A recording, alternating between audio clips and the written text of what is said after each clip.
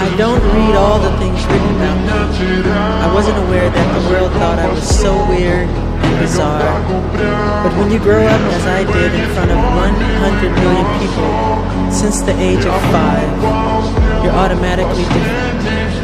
The last few weeks, I have been cleansing myself, and it's been a rebirth for myself. It's like a cleansing spirit. I love you too.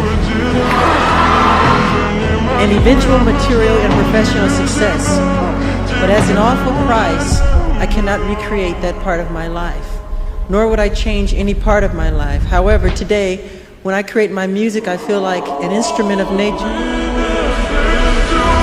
open my heart and express my God-given talents. The sound of approval rose across the universe, the whole world about